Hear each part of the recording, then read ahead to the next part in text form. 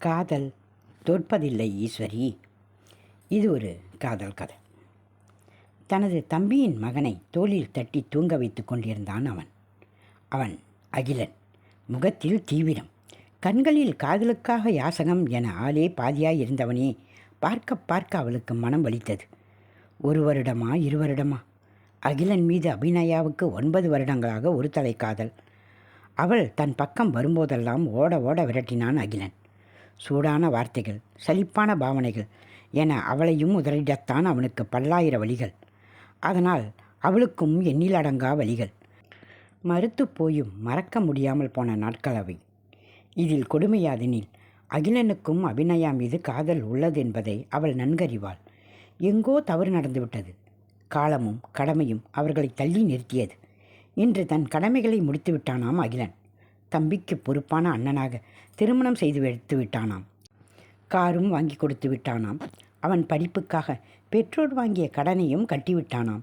இனி அவன் வாழ்க்கை அவள் கையிலாம். ஏற்கவில்லை அபிநயாவின் மனம். ஏதோ சொல்ல முடியாத ஏக்கம் நிறைந்திருந்தது. ஒரே ஒரு முறையேனும் அவன் காதலை வெளிப்படுத்திவிட்டு தனது கடமைகளை சிறப்பாக ஆற்றிடப் போயிருக்கலாம் என்பதே அவள் வாதம். என்ன புரிஞ்சிக்க மாட்டியா அபி? புரிஞ்சதுனால தான் பொறுமையாக பேசிக்கிட்டு இருக்கேன் அகிலன். பற்களை கடித்தபடியே உரைத்தாள் அவள். மென்னகை புரிந்தான் அகிலன். அவளின் கோபமும் தான் எவ்வளவு அழகு! இன்று மட்டுமல்ல, அவன் அலட்சியமாக நடித்து அதனால் அவள் முகம் சிவக்கும் விதத்தை அவன் ரசிக்காமல் இருந்ததே இல்லை.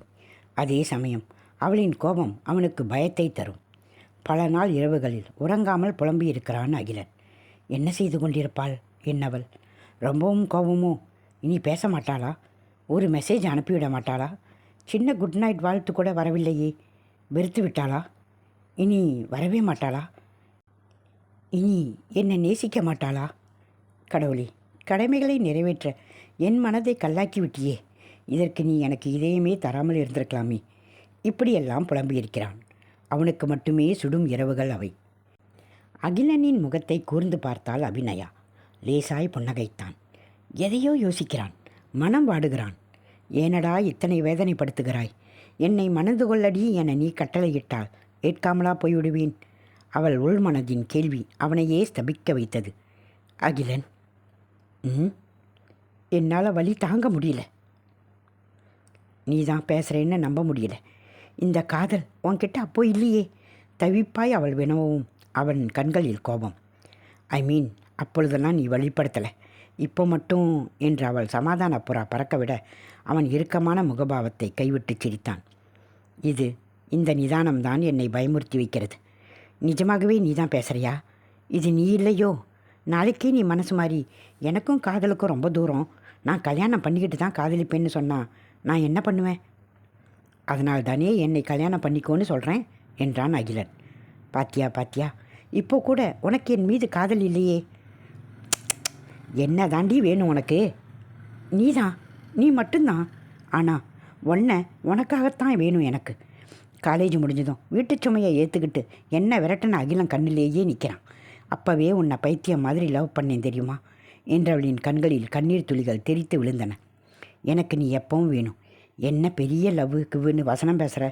நம்ம லவ்வில் நான் தான் சீனியர், தெரிஞ்சுக்கோ. நான் தான் அதிகம் லவ் பண்ணேன் உன்னை என்றாள் கொஞ்சம் குரலில். சொல்லவில்லை அவன் தனது ஆழமான காதலை. தோற்றுப்போக ஆசைப்பட்டான். அப்படியாவது அவள் மனம் மாறட்டுமே. சரி, உண்மைதான். நீ தான் என்னை ரொம்ப லவ் பண்ணுற. இப்போவாச்சும் எனக்கு வாழ்க்கை தருவியா? சொல்லு. சிரிப்புடன் அகிலன் கேட்டிட அவன் மார்பில் தஞ்சம் அடைந்து தன் பொய் கோபத்தில் தோற்றாள் அபிநயா. இருவரின் தோல்வியிலும் காதல்தான் ஜெயித்தது.